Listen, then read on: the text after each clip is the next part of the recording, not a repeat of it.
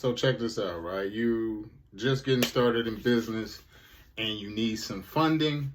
I'll share with you a quick tip, quick way you may be able to go ahead and get some funding to start your business here. So I call this the 401k play, right? So if you're working right now, you're working a 9 to 5, and you've been working that 9 to 5 for quite some time, then you should have a good amount of 401k up if you have been taking it out, if the bank has been matching it, if you've been consistently putting money in your 401k for the last 2 years, 5 years, 7 years, however long you've been at this company, then you will be able to withdraw funds from your 401k. Now, when you withdraw these funds from your 401k, you can use these funds to go ahead and start funding your business. Now, depending on how much you have or what your business needs are, you can be the decider of that.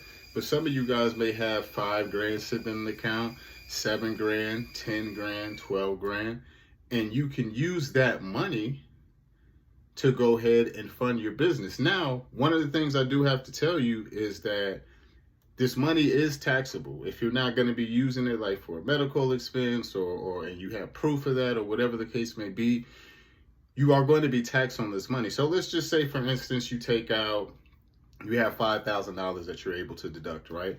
So out of that $5,000, what I would recommend, and I'm not telling you guys this just to tell you this, like this is something that I've actually ran myself. This is a play I've done myself, and I'm about to run it again, actually.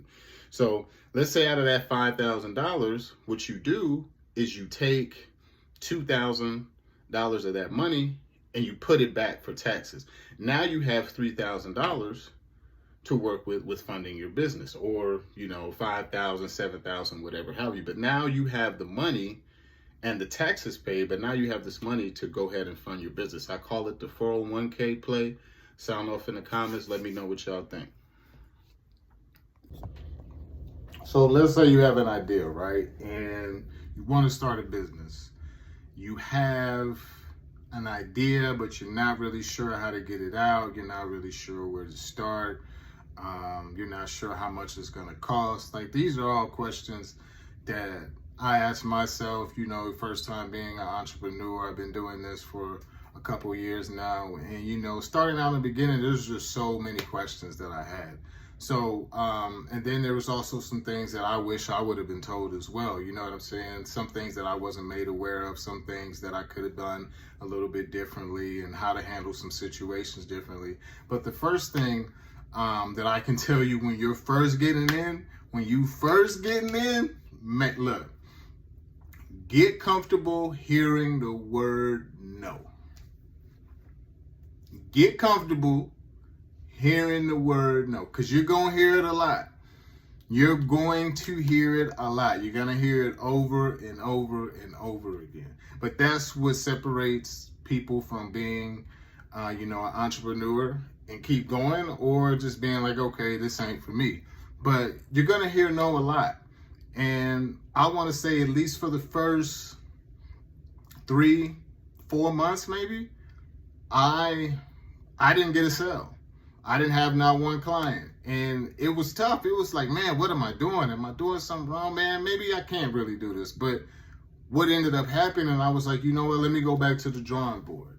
Let me retweak my approach and see if this works. Okay, this don't work. Boom, let me go to this one. Okay, that didn't work. Boom, let me go to this. Let me flip this around. Let me say this. Let me not say this. Let me insert that. Let me take this out.